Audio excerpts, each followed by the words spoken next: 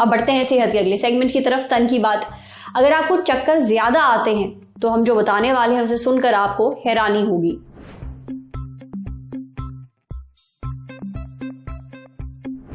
आप चल रहे हैं, अचानक से आपको चक्कर आ गया। आप बैठे अपना काम कर रहे हैं, खड़े हुए तो चक्कर आने से लड़खड़ा गए। कुछ लोगों को बिना वजह चक्कर आने की समस्या रहती है। भूख से चक्कर आते हैं, ये तो हमने कई बार सुना है। पर अगर आपका पेट भरा हुआ है, कोई दिक्कत नहीं है, फिर भी चक्कर आ रहे हैं तो इस पर ध्यान देने की जरूरत है।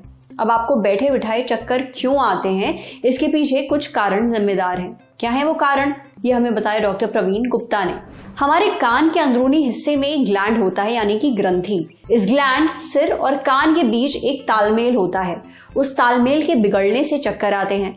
चक्कर आने के कुछ सबसे आम कारण है, जैसे कि कान के अंदर मौजूद एक फ्लूइड जिसका नाम होता है एंडोलिम्फ, उसका बढ़ जाना। साथ ही कान में छोटे छोटे पार्टिकल पाए जाते हैं जिसे ओटोलिथ कहते हैं।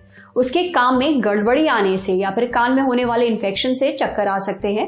कान के अंदरूनी हिस्से से दिमाग तक जाने वाली नर्व में चोट लगने से या उससे जुड़ी कोई बीमारी होने से भी चक्कर आते हैं। दिमाग में क्लॉटिंग, स्ट्रोक या फिर ब्रेन में चोट लगने से भी ऐसा हो सकता है। डॉक्टर जांच करके पता लगाते हैं कि किस एग्जैक्ट वजह से आपको चक्कर आ रहे हैं, फिर इसी आधार पर इलाज भी किया जाता है। कई दवाइयां मौजूद हैं जो चक्कर को आने से रोकती हैं, साथ ही धीरे धीरे चक्करों से निजात भी दिलाती हैं।